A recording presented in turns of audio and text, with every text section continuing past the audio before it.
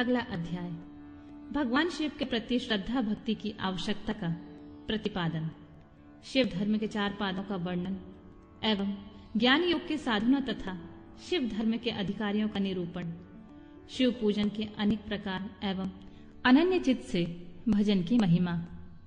तदनंतर श्री कृष्ण के प्रश्न करने पर उपमन्यु मदरांचल पर घटित हुए शिव पार्वती संवाद को प्रस्तुत करते हुए बोले, श्री कृष्ण, एक समय देवी पार्वती ने भगवान शिव से पूछा, महादेव, जो आत्म तत्व आदि के साधन में नहीं लगे हैं तथा जिनका अंतःकरण पवित्र एवं वशीभूत नहीं है, ऐसे मंदमती मृत्युलोकवासी जीवात्माओं के वश में आप किस उपाय से हो सकते हैं? महादेव जी बोले, देवी, यदि साधक के मन में श्रद्धा भक्ति न हो तो पूजन कर्म तपस्या जप आसन आदि ज्ञान तथा अन्य साधन से भी मैं उसके वशीभूत नहीं होता हूँ। यदि मनुष्यों की मुझ में श्रद्धा हो तो जिस किसी भी हेतु से मैं उसके वश में हो जाता हूँ। फिर तो वह मेरा दर्शन, स्पर्श, पूजन एवं मेरे साथ संभाषण भी कर सकता है। अतः जो मुझे वश में करना चाहे उससे पहले मेरे प्रति श्रद्धा करनी चाहिए। श्रद्धा ही स्वधर्म हेतु है और वही इस लोक में वर्णाश्रमी पुरुषों की रक्षा करने वाली होती है। जो मानव अपने वर्णाश्रम धर्म के पालन में लगा रहता है उसी की मुझ में श्रद्धा होती है, दूसरे की नहीं। वर्णाश्रमी पुरुषों के संपूर्ण धर्म वेदों से सिद्ध हैं। पूर्व काल में ब्रह्मा जी ने मेरी ही आज्ञा लेकर उनका वर्णन किया था। ब्रह्मा जी का बताया हुआ वह धर्म अधिक धन के द्वारा ही साध्य है तथा अनेक प्रकार के क्रियाकलाप से युक्त होता है। उससे मिलने वाला अधिकांश फल अक्षय नहीं है तथा उस धन के अनुष्ठान में अनेक प्रकार के कष्ट और आयास उठाने पड़ते हैं।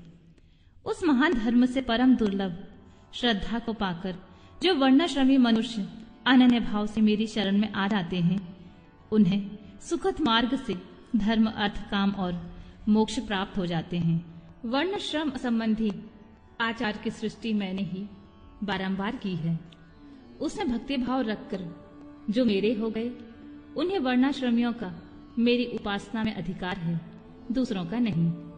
यह मेरी निश्चित आज्ञा है।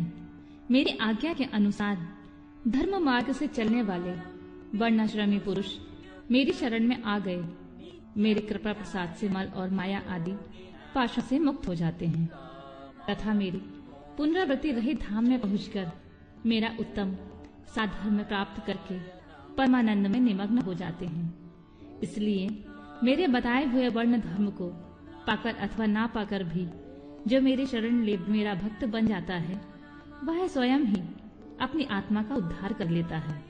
यह कोटि कोटि गुना अधिक अलब्ध लाभ है। अतः मेरे मुख से प्रतिपादित वर्ण धर्म का पालन अवश्य करना चाहिए। जो मोक्ष मार्ग से विलग होकर दूसरे किसी वस्तु के लिए श्रम करता है, उसके लिए सबसे बड़ी हानि है।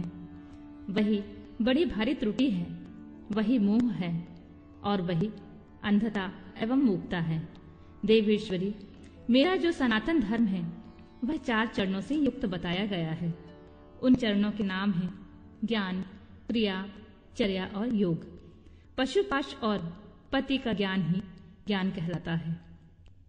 गुरु के अधीन जो विधि पूर्वक षड्भाव शोधन का कार्य करता है उसे क्रिया कहते हैं।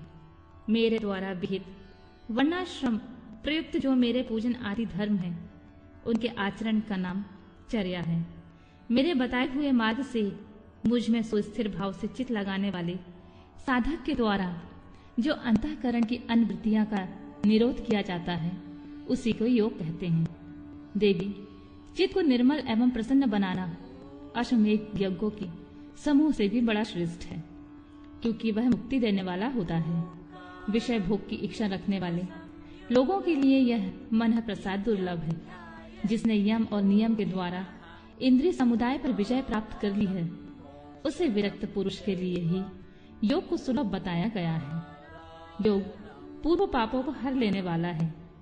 वैराग्य से ज्ञान होता है और ज्ञान से योग। योगज पुरुष पतित हो तो भी मुक्त हो जाते हैं, इसमें संशय नहीं है।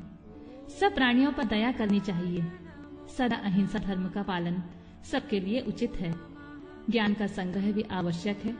सत्य बोलना, चोरी से दूर रहना, ईश्वर और परलोक पर विश्वास रखना, मुझ में श्रद्धा करना, इंद्रियों को संयम में रखना, वेद शास्त्रों का पढ़ना, पढ़ाना, यज्ञ करना, कराना, मेरा चिंतन करना, ईश्वर के प्रति अनुराग रखना और सदा ज्ञानशील होना ब्राह्मणों के लिए नितांत आवश्यक है। जो ब्राह्मण ज्ञान योग की सिद्धि के लिए सदा इस प्रकार उपयुक्त धर्मों का पालन करता है, वह शीघ्र ही विज्ञान पाकर योग को भी सिद्ध कर लेता है। प्रिय, ज्ञानी पुरुष ज्ञानाग्नि के द्वारा इस कर्ममय शरीर को क्षण भर में दह करके मेरे प्रसाद से योग का ज्ञाता होकर कर्म बंधन से छुटकारा पा जाता है। पुण्य पापमय जो कर्म है उसे मोक्ष का प्रतिबंधक बताया गया है। इसलिए योगी पुरुष योग के द्वारा पुण्य का परित्याग कर दे। फल की कामना से प्रेरित होकर कर्म करने से ही मनुष्य बंधन में पड़ता है। केवल कर्म करने मात्र से ही नहीं, अतः कर्म के फल को त्याग देना चाहिए। प्रिय, पहले कर्ममय यज्ञ